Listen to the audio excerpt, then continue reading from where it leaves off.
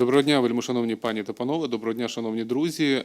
Дозвольте далі я продовжу на англійській мові, тому що в нас сьогодні міжнародна прес-конференція і в нас дуже багато глядачів саме з іноземних країн, не з України.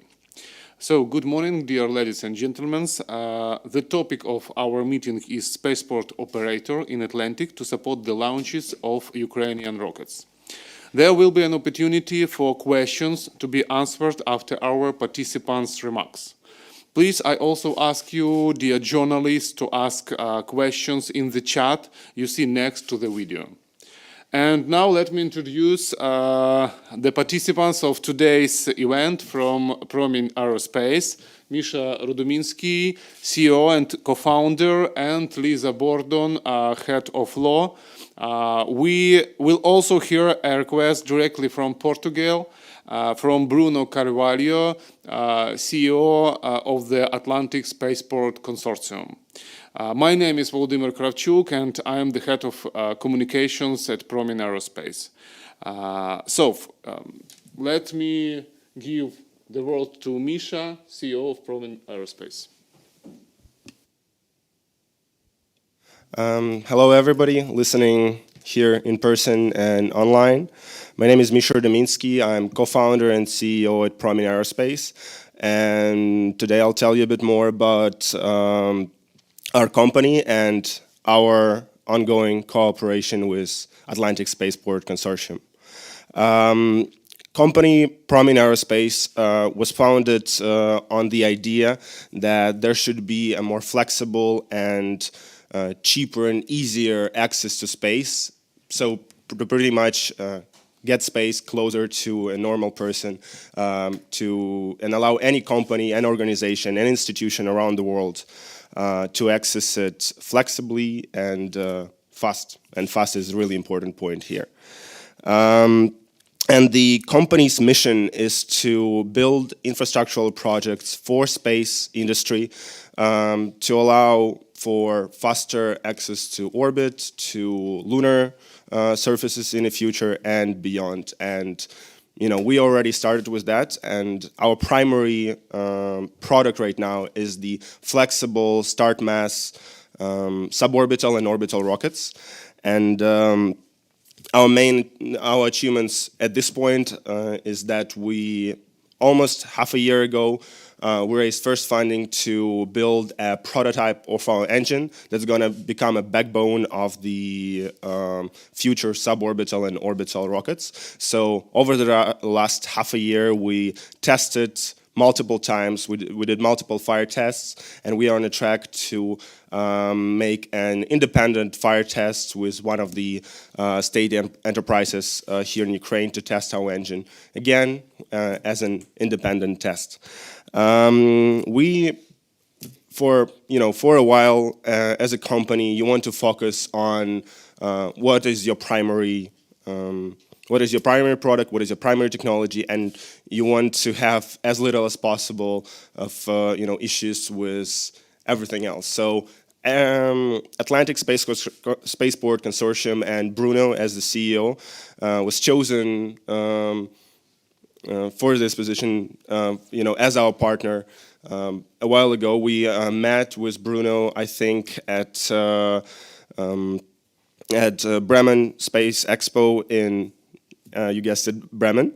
And since that time, we went into the negotiations about how we can support each other, how we can help them tailor their spaceport operations to our needs and future needs of other launchers. And they're talking with us about how they can help us, how they can make it as easy as it is technically possible for us to operate our suborbital and then orbital rockets from various spaceports in the Atlantic, including Azores Islands of Portugal. And our main benefit in cooperating with with ASC is that they share a lot of values with us, being the flexibility, being the iterative kind of startup venture approach that we use in our company. And it's very rare to see this kind of approach in this more of legacy launch industry.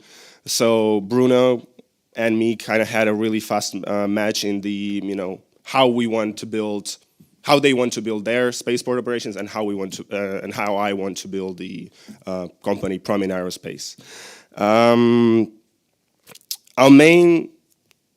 Our general plans for the next few years, with the, of course, support of ASC, is to, by the end of this year, to do first trial suborbital launches from their suborbital spaceport in Azores. Then in 2023, we are planning to start commercial suborbital operations. By the end of 2024, early 2025, we are hoping to run a first orbital flight.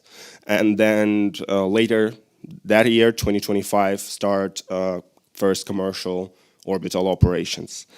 I see that this is one of our first major partners in such a complicated question as the spaceport and launch site, as there are a lot of administrative, legal, governmental, political questions, logistical questions when coming to when talking about the spaceport operations. And such companies as ASC around the world kind of lift that burden from launcher manufacturers, and this is really important. And I see that ASC and Promin should have and will have quite a prosperous cooperation for years to come. As the company Promin Aerospace, our first step, as I said, a suborbital and orbital launcher that's going to put nano and small satellites into orbit, and also, we are planning to launch to run suborbital missions. But after that, we are planning to build on top of that and go and operate much more complicated orbital missions, and we want to go beyond that to lunar surface, and hopefully one day even beyond that.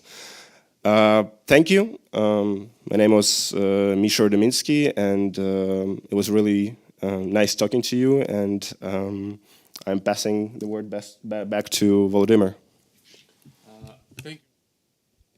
Thank you, Misha, for the information and really good news. Now I would like to turn your attention to Bruno Carvalho, CEO of the Atlantic Spaceport Consortium, and let's look for his words. Hello, my name is Bruno Carvalho, and I represent the Atlantic Spaceport Consortium. Formed in 2019 with the aim to present a financially balanced, sustainable, environmentally friendly solution for the Azores International Satellite Launch Program, the Atlantic Spaceport Consortium, ASC, is a partnership between Optimal Structural Solutions and ILEX Space. Based in Santa Maria in the Azores, the Atlantic Spaceport Consortium is developing the necessary capabilities to operate launch sites in the Atlantic. The ASC is working to ease the burden on launcher vehicle providers and their customers in dealing with the local regulatory and logistical issues, as well as to provide the necessary consumables and support equipment and facilities to allow for payload integration and smooth operations of the launchers. During the development phase of such vehicles, the ASC is also able to provide support to static fire tests, as well as test flights, including recovery operations of payloads on the ocean for atmospheric and suborbital flights. Promin Aerospace is developing a vehicle that is completely in line with our values, safe and environmentally friendly, and the ASC is honored to provide it with a launch site already in 2022. People tend to focus on the cost of the vehicle as the big bulk of launch costs, but we are all well aware that the auxiliary logistics and support on the ground will become more relevant as the price of the vehicle drops. The development plan proposed by Promin Aerospace will allow us to work together to optimize the logistics and to define all the necessary procedures for an effective and efficient launch campaign, working towards lowering the overall cost of access to space for future payloads. I would like to thank Promin for their confidence, and I really am looking forward to see them fly. Hello. Thank you, Bruno. I give the floor to the next participants, Lisa Bordun, Head of Law at Promin Aerospace. Yeah, thank you. Hi, everyone. So, first of all, using the chance to speak up today, I would say that I'm honored to be a part of this team of Ukrainian space startup Promin Aerospace, which has just been presented by our CEO. So, what does the space mean for me personally? I wanted to say that it is not simply a place to find a new planet, a new habitable zone for our future generations or even for us. It is not a sphere to develop capacities for mass destruction. Space brings us a huge opportunity to improve our lives on the Earth right now, a chance to make our lives easier, better, and more connected. And for me, space also means a huge and endless source of knowledge, which is helping to answer some of the fundamental questions about Earth's origins and about our place in the universe generally. Yeah, that's why this field is worth paying attention to, I guess. And speaking about my territory, I just wanted to add that this memorandum of understanding we have just signed with Atlantic Spaceport, it is not just words, it is not just documents, especially for us. These are words that will definitely lead to tangible and real actions and sustainable cooperation with the worldwide player, in launching our national rockets. And with a partner like Atlantic Spaceport, these ambitions, I do hope, I do know, are sure to be realized. And since we concluded this memorandum, our partner and we have been working hard to launch our rocket in the near future. That means we are collecting different data, we are considering technical issues, and of course we are accounting for relevant international and national laws and regulations. And what do we face today? Frankly speaking, just for my perception, legislative regulation is the core of all space activities, as well as mine and professionals, of course, but not about that right now. And of course, we have to admit that space industry has been growing rapidly, and that's why a lot of challenges appeared, of course, space debris, cybersecurity, etc. And all countries, all international legal systems and regulators are trying to cope with it. And the more phenomena, the more application and initiatives from business, from space industry generally, the more challenges the regulators have, and to update and maintain international and national legal system. And Ukraine, I do believe, deserves to get a role in this race. And unfortunately, compared to other countries, we are several steps behind, and there are a lot of legal issues and gaps we have to resolve to become an actual space player.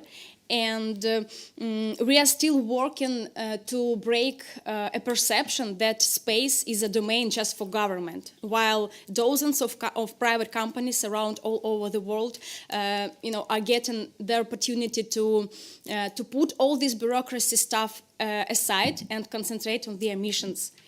And of course, as you can see, different people, different professionals and companies from Ukraine are raising borders and showing that Ukraine has a right to stand on the road. And in this context especially, it is extremely important for the development of Ukraine as a space, industry player to establish reasonable, appropriate regulation, and the main thing, not get in the way of the commerce space sector.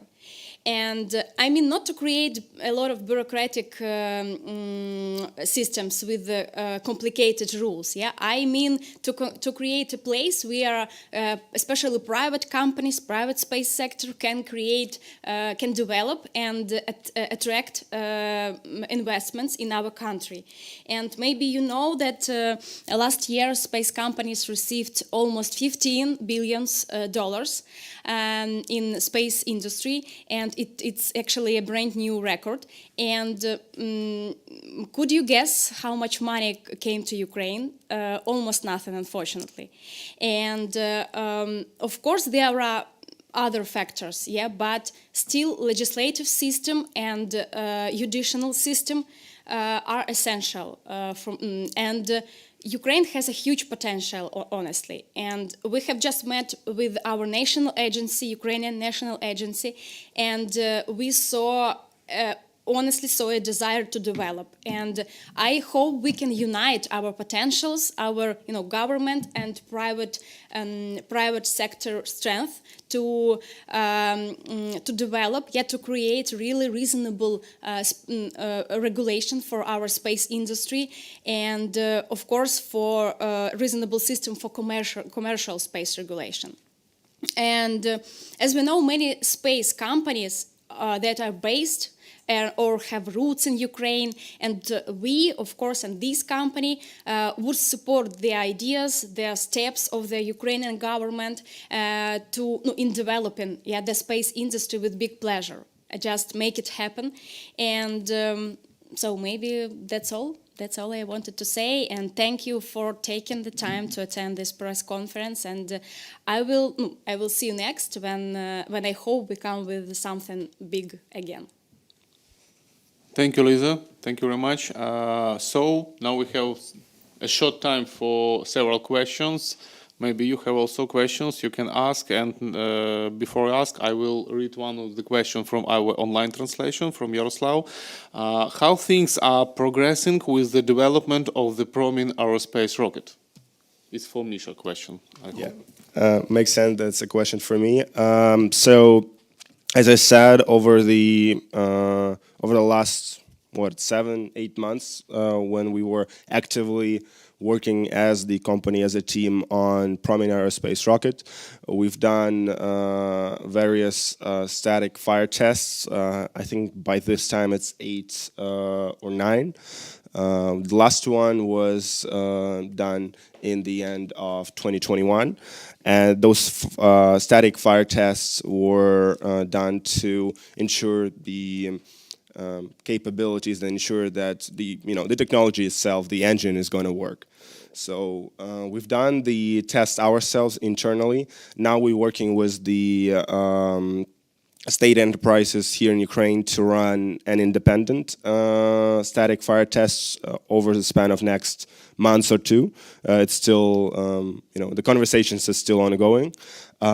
So yeah, our internal fire tests show that the technology is capable of producing the thrust needed and capable of sustaining a burn for extended time spans, and that's for us is the main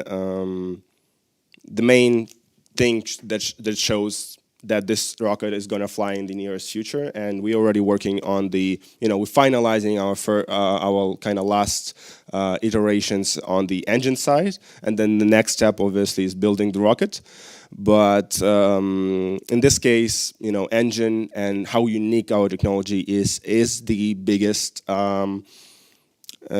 Not even the issue, it is the biggest thing that we need to pass. And when we have the engine working and we have the technology itself down to, and we understand, everything that can go right, everything that can go wrong, building the rocket itself is it's quite a simpler step on this track. And so that's why, as I said, we plan to run first suborbital launches by the end of this year and start commercial suborbital operations next year. And that suborbital commercial operations is also what's going to enable us to be more confident in our next steps when building based on the same technology, but building an orbital rocket is obviously a more complicated thing than a suborbital one by a big margin. So running commercial operations 2023 of suborbital rocket is going to put us give us more confidence, give people around our clients, our investors more confidence in our capability to deliver on the next stage of the orbital rocket. Thank you, Misha. I hope this is also the answer for Yaroslav Dmitrenko questions about do we really believe that in 2024 our rocket will launch to orbital? So I know we have all the information to believe in this, yes, and to do it. And as I understand, we also have the questions here offline.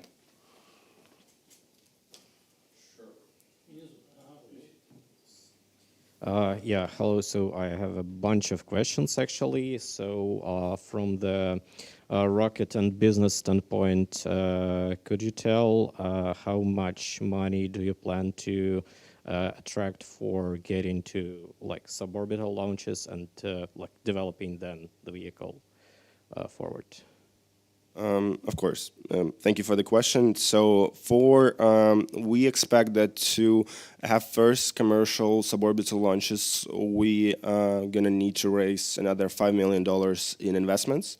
That's going to, as I said, enable us to run suborbital missions. And then after we are at that stage, it is a really rough estimate on how much we would actually need to build an orbital rocket, as it's much, as I said, by a margin, a more complicated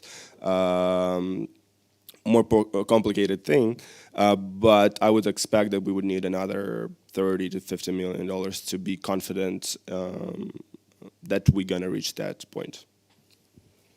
Okay, thank you. And then maybe you could give more technical details about the rocket, about the payload capacity and the engine tests, like maybe burn duration and yeah.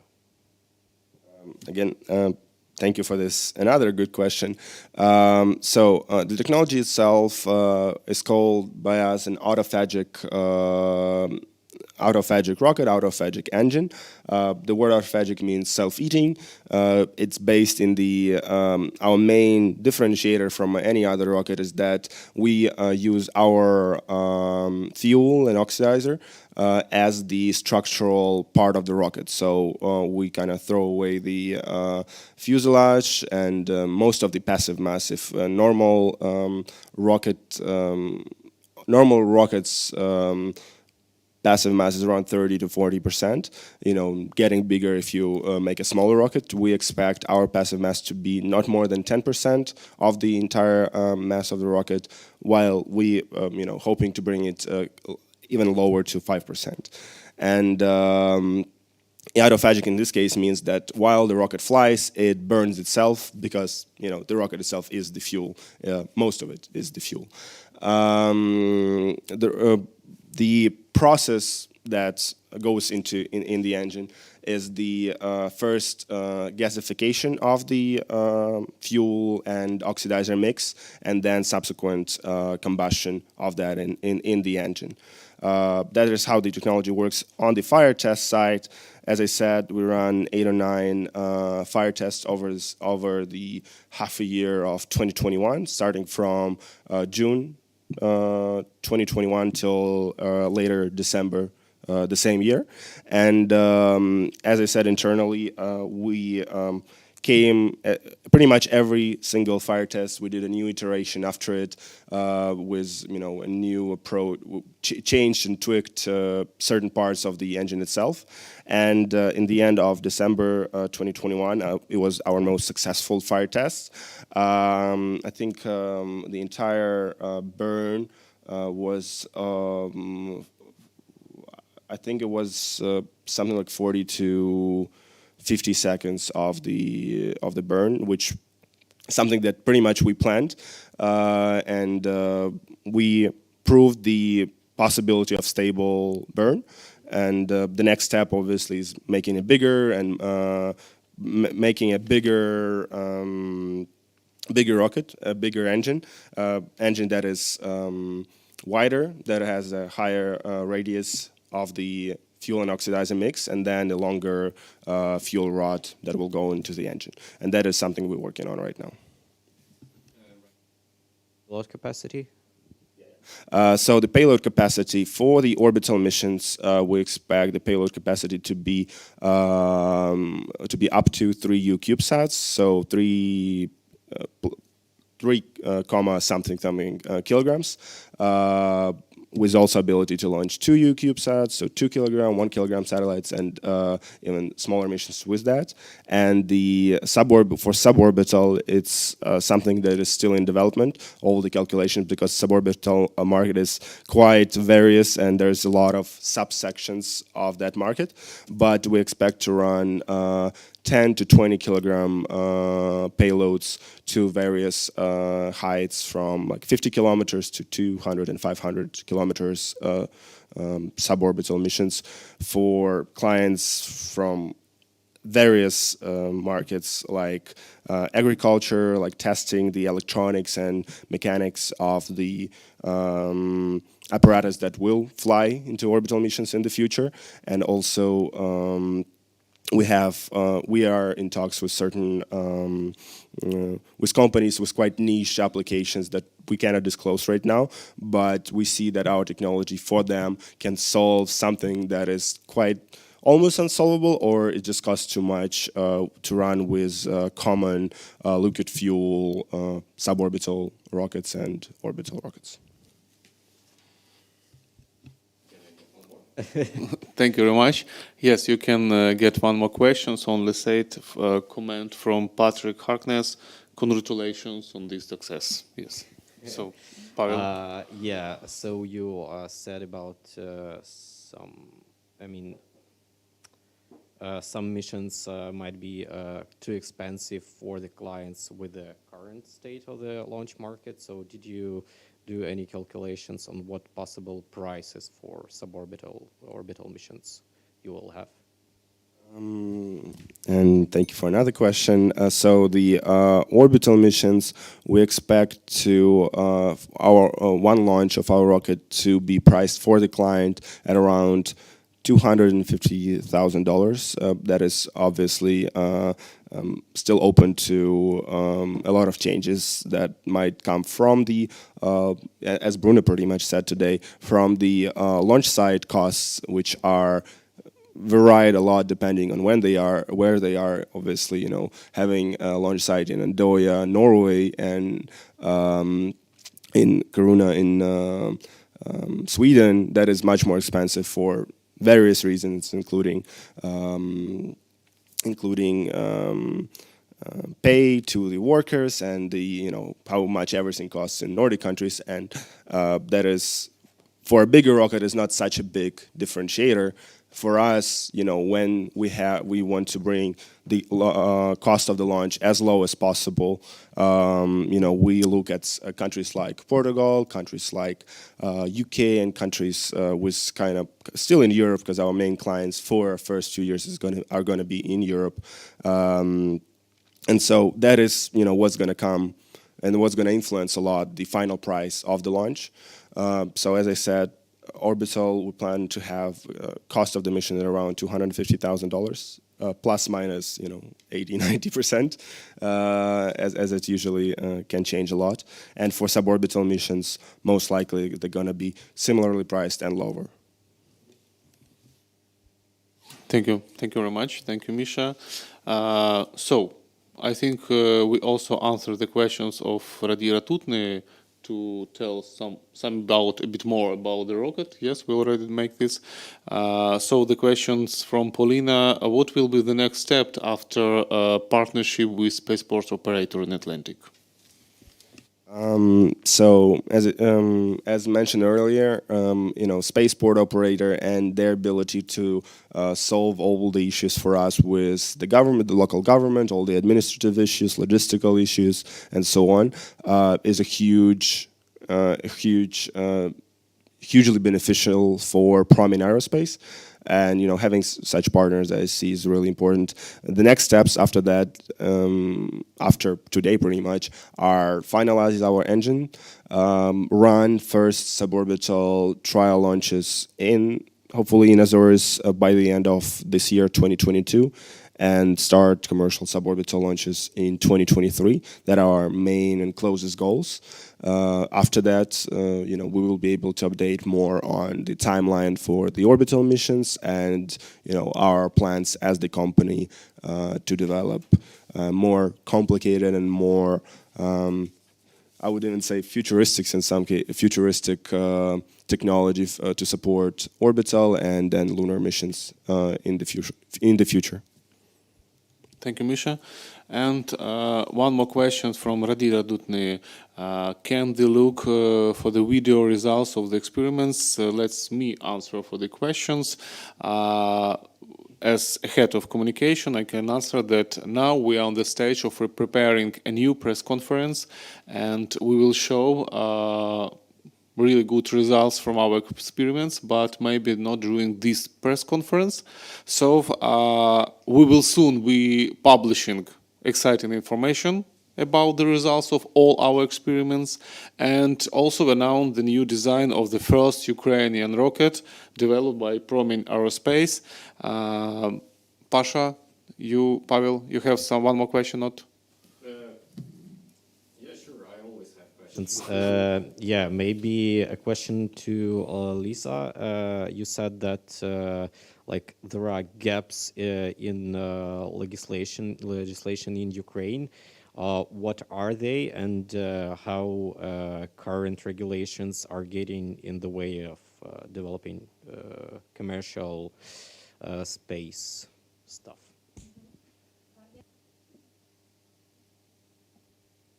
Thank you for the question. As I have just said, actually, the main gap, I just for my strict perception, is that we are still working on to break a perception that space is a domain just for government, just for authorities, and that's the main question, just for us, like a private sector, yes. And of course, no. Generally, there are a lot of laws, which can regulate it, but all of these lead to government sector, just for government sector, not about private sector, and that's the main issue. And actually, personally, me, when I have a meeting with the national agency, I have emphasized that I'm ready, to share my experiment, my expertise, and my time to develop all these laws and regulators to make this more affordable for especially private sector. Yeah, it's just about laws and regulations, and of course, that is the essential stuff to provide our activities in Ukraine. Thank you, Lisa. Also, one question from Yaroslav. I think it's for Misha questions. When do you think the spaceport in Portugal will start its work? It's more of a question to Bruno, which while being in another country, and I hope next press conference is going to be able to run more online, so everybody is here and everybody's either here offline or online. I think we'll be able to add more commentary, more specific commentary. We're going to pass this question to Bruno, have more specific answer probably in the press release after this conference and in future information that we're going to share. But for now, as I said, we plan to have, and that is not just our plan, it's a plan that we discussed with ASC. We plan to have first suborbital launches by the end of this year. So that is pretty much the answer, is that by the end of this year, there should be, and it's planned to be operational, the suborbital launch site in Santa Maria in Azores. But as ISC is not limited, but started in the Azores, they're kind of on the same track with us to have, hopefully in 2024, 2025, an orbital spaceport either on Azores or in either other islands in the northeast Atlantics, closer to European shores and African shores. So yeah, we are in discussions with them. As I said, our first step is orbital missions, and there should be no issues on that side. Also, one more. Thank you, Misha. Also, one more question from Jess. Where will be the place of production of the rocket? And will Promin Aerospace work with Ukrainian universities for candidates for work? So that's two questions. First one is the manufacturing. We are already planning a kind of hybrid approach where part of the manufacture is going to happen at our facilities in Dnipro, and then part of the manufacture is going to happen locally at the spaceport itself. As a big part of our rocket is manufacturing using laser 3D printing technologies, it makes more sense to run those as close as possible to the spaceport itself.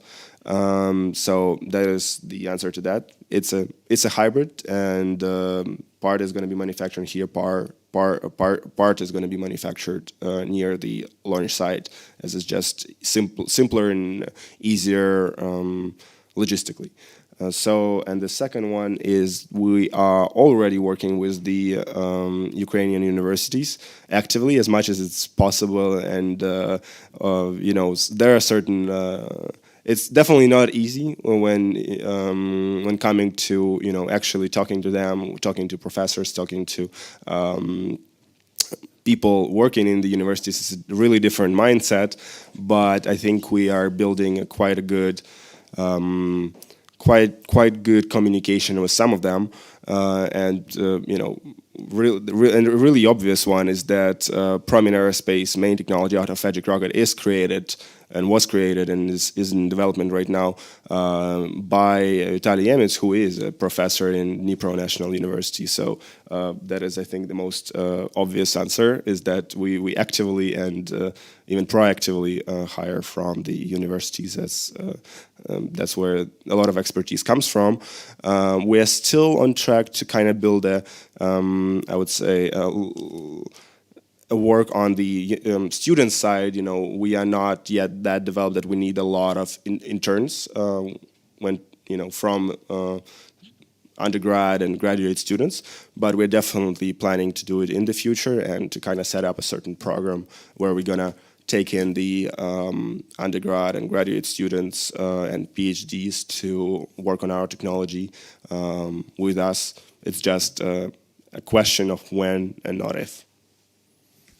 Thank you. Could I add? Yeah, I would like to add something. That actually, in one field, we are interested in some students, or candidates. That's why we are searching some space enthusiasts in law sphere in law field. So if you are interested in this field, extremely important and extremely interesting and fascinating, please let us know, and we can consider. And to clarify my previous answer, I would say that our current law and regulator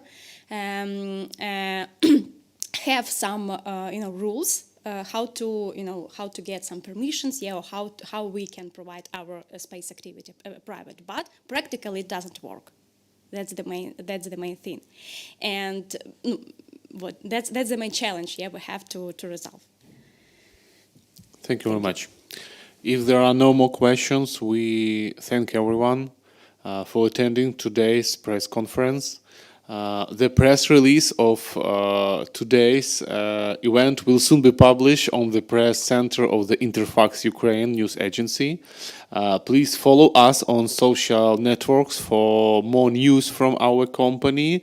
As I said, we will soon be publishing exciting information about the results of our experiments and announce the new design of the first Ukrainian rocket.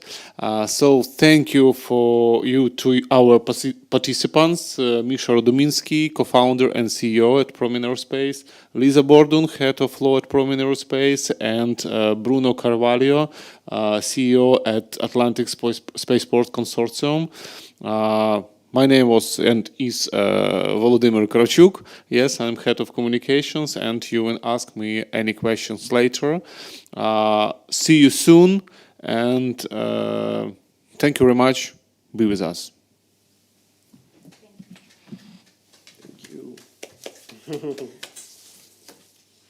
Зараз перевіримо, чи закінчилось.